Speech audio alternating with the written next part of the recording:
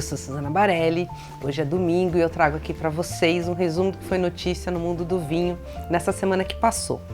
E eu vou começar dessa vez com uma notícia pessoal que me deixou muito feliz. A partir da próxima terça-feira, eu sou a nova colunista de vinhos do Momento do Brinde do programa CBN Brasil. Foi um convite que eu recebi do Carlos Alberto Sardenberg para assumir o Momento do Brinde. O programa vai ao ar todas terças, quintas e sextas, por volta das 13h50, 13h55.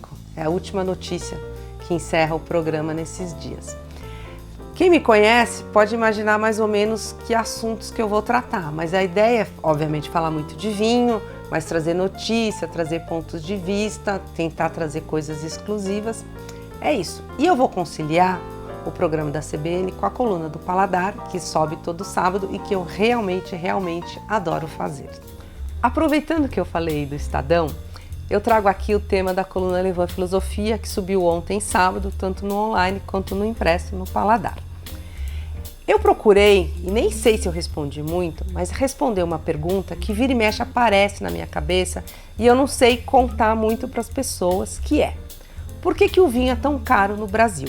E quando você compara, e eu fiz esse exercício na reportagem, eu peguei, por exemplo, um Chateau Margaux, preço de venda aqui no Brasil, um Chateau Margaux, preço de venda nos Estados Unidos. Chateau Margaux é apenas um exemplo de um vinho que tem muita qualidade, muita complexidade e que também é muito caro.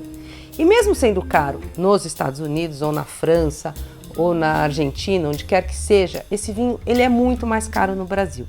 E por que o vinho é tão caro aqui no Brasil? Peguei exemplo dos vinhos mais caros, mas tem também nos vinhos mais baratos que isso acontece do mesmo jeito. E aí a gente chega na questão de qual é o custo da importação, né? Por que trabalhar com vinho é tão caro aqui no Brasil? E aí eu entrevistei o Renato Caminoli, é um advogado tributarista que acompanha essa área de vinho e que me ajudou bastante na reportagem. Também conversei bastante com o Felipe Galtarrossa, que tem uma empresa que audita os números de importação, então tem bastante informação. E trouxe para vocês um pouquinho de quais são os custos efetivamente que interferem no vinho ou que o vinho tem que pagar, né? E que justificam, ou que explicam, não justificam, explicam por que o vinho no Brasil é tão caro. Eu não sei o quanto a reportagem respondeu, eu ainda tenho dúvidas, não tenho um número concreto que diga tanto esses custos, até porque varia de empresa a empresa, de estado a estado, mas tem ali uma tentativa da gente entender esse nosso mercado de vinho, que a gente gosta tanto, mas que poderia ser muito maior, e aí entra aquela questão: o mercado é pequeno, e como o mercado é pequeno, não tem ganho em volume, então o vinho não tem um preço tão competitivo, mas ao mesmo tempo não tem um preço competitivo porque não tem volume, né? Então entram todas essas questões que explicam, tentam justificar a questão do preço no vinho no Brasil. Das diversas degustações da semana, eu começo destacando uma degustação de vinhos que eu fiz com o Joaquim Martim. O Joaquim é o atual enólogo da Finca Sofênia. E a Finca Sofênia é uma vinícola da Argentina que eu acompanho e trabalho há muito tempo. Eles foram os primeiros a falarem de Gualtalari. Hoje eles têm 130 hectares em Gualtalari, da onde saem os seus vinhos. Eles estão na parte um pouco mais baixa de Gualtalari, mas Gualtalari, para lembrar, acho que é o vinhedo mais cobiçado da Argentina, é de onde saem os grandes vinhos da Catena, saem coisas do Zuccardi, saem vários projetos muito interessantes. Então começou a semana com essa degustação no Finca Sofênia, Malbecs e outras uvas, que me interessou bastante. Eu vou trazer para vocês a história da Manus. A Manus é uma vinícola pequena, são 34 ou 35 hectares em Encruzilhada do Sul, lá no estado do Rio Grande do Sul, não é mais Serra Gaúcha.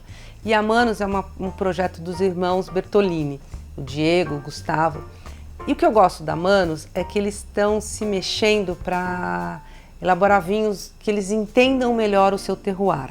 Eles não são a única vinícola fazendo isso, mas eles são uma das vinícolas que está fazendo isso com maior propriedade. O que eles conseguiram fazer e o que eles apresentaram essa semana? Das 50 leveduras que eles acharam no vinhedo deles, eles separaram 5 que têm capacidades de fermentar um vinho, que eles compraram no mercado, e a safra seguinte lembrando que a safra seguinte, então não é o mesmo vinho, com essas leveduras que foram selecionadas no próprio vinhedo. E quando você prova essa safra com leveduras do vinhedo, era a mesma levedura para os vários vinhos que a gente provou. Você começa a perceber como o vinho muda e a sensação pode ser um pouco sugestionada, não sei, mas que o vinho ganha um pouco mais de personalidade. Eu gostei bastante da experiência e quero acompanhar os próximos passos desse projeto. A degustação mais aguardada para mim dessa semana era provar os vinhos do grupo Fladgate. Fladgate, leia-se, Taylors, que é uma gigante nos vinhos do Porto e faz portos de vários estilos e de muita qualidade. O que aconteceu recentemente? Esse grupo português, ele primeiro entrou no grupo na área de turismo, de hotelaria, tem um hotel que é o Etman, que deu muito certo ali no Porto, e agora ele decidiu investir em ter os seus próprios vinhos tranquilos, né? Os seus vinhos, eles fizeram história nos vinhos fortificados, que é o vinho do Porto, e agora eles têm comprado diversas marcas de vinho tranquilo. A degustação que eu participei foram de vinhos da região do Dão e do Minho, que agora são elaborados pelo grupo e que são aqui representados pela importadora Grapin. São vinhos bons, vinhos de, primeiro assim, a proposta, aqui é uma apresentação muito bonita, então assim, o rótulo é lindo, a garrafa é especial, é quase como se fosse uma obra de arte, mas o que mais interessa é que os vinhos são bons, são muito bem elaborados. E o que vale a pena entender é o seguinte, é a Taylors crescendo em vinhos que a gente chama tranquilos, que são os vinhos não fortificados ou que não sejam espumantes, né, que não tenham borbulhas.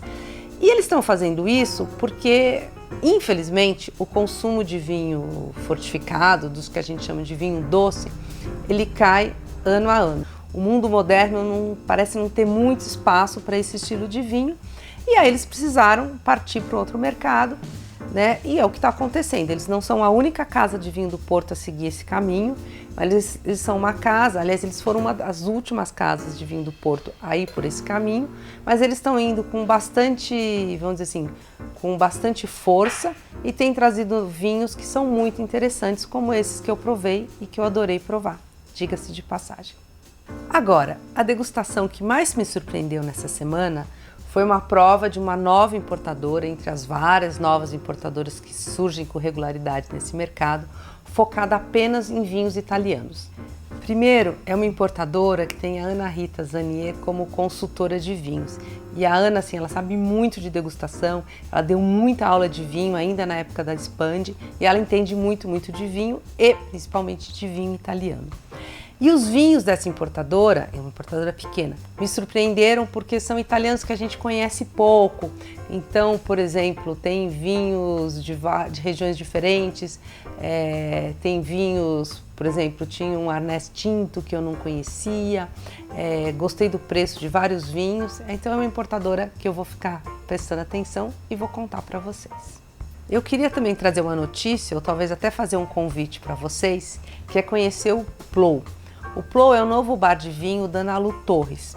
Ana Lu Torres, leia-se para quem está nesse mercado há um tempinho, Jardim dos Vinhos Vivos, que foi um projeto que ela fez, era um jardim na Vila Madalena, que a gente podia provar muitos vinhos naturais, biodinâmicos, para quem gosta desse estilo. E agora a Ana Lu, com sócios, inaugurou esse novo bar de vinho, que tem 400, 500 rótulos, sempre de vinhos com menor intervenção, com baixa intervenção. Ela é muito focada nisso, ela entende muito, então é um convite para ir provar vinhos, entender melhor esse estilo e curtir o ambiente, que é bastante aconchegante. Agora eu vou falar de um evento que eu não consegui ir, mas eu sei que vai repetir e que eu gostaria que vocês ficassem ligados. O Silvio do Varanda, do restaurante Varanda, o Silvio é um dos grandes especialistas em cortes de carne no Brasil. E ele fez uma harmonização que eram cortes de carnes de um país com vinhos desse país. Então tinha uma carne argentina com um vinho argentino, uma carne americana com um vinho californiano. Ele fez essa harmonização e eu fiquei bastante curiosa para saber o resultado. Como eu sei que é um programa que vai acontecer outras vezes, eu deixo a dica aqui para vocês. Das notícias internacionais, eu vou chamar a atenção para dois assuntos. O primeiro assunto é uma história quase inacreditável. Tem um senhor de 56 anos que trabalhou ao longo da sua vida em 3 vinícolas da Borgonha. Ele era meio cuidava da manutenção, era aquela pessoa que todo mundo confiava. E nesses trabalhos, o que ele fazia? Ele pegava ali uma garrafinha ali no estoque, uma garrafinha na cave, e levava para sua casa. Bem, na verdade, levava para a casa da mãe. Quem descobriu que ele fazia isso, depois de anos ele trabalhando na Albert Bichot, era uma pessoa, lembrando, era uma pessoa de confiança, um funcionário de confiança. A vinícola começou a desconfiar, a perceber que estava sumindo uma garrafinha de um Borgonha Premium aqui, uma outra garrafinha. Começou a investigar e descobriu que desde 2017 ele tinha conseguido roubar mais de 1.500 garrafas de vinho. Você já imaginou isso? Um dia você está no seu trabalho, um dia você pega uma garrafa, outro dia você pega outra, ninguém descobre. Até que o buraco fica muito grande e a vinícola começa a investigar e descobre. E o interessante é que esse estoque dele é estimado em 600 mil euros. É muito dinheiro. Quando ele foi descoberto, ele colocou a culpa, ele disse que ele era cleptomaníaco, não era que ele era um ladrão de garrafas, o que talvez, não sou psiquiatra para explicar, mas talvez explique porque essas garrafas estão todas lá. Ele não abria, não bebia, ele apenas roubava as garrafas. E a segunda notícia internacional que eu vou trazer é a Pernod Ricard saindo do mundo do vinho. Ela continua um grupo forte, poderoso em bebidas alcoólicas, principalmente nos destilados, mas ela anunciou que ela vendeu a divisão de vinhos dela para uma empresa australiana. E marcas como Jacob Creek, que é a mais conhecida aqui no Brasil, vão mudar novamente de portfólio. E é isso. Espero que vocês tenham gostado das notícias dessa semana. Espero vocês na semana que vem. Aqui no meu Instagram, @SuzanaBarelli, no Estadão, todos os sábados, e agora na CBN, terça, quinta e sexta. Um brinde!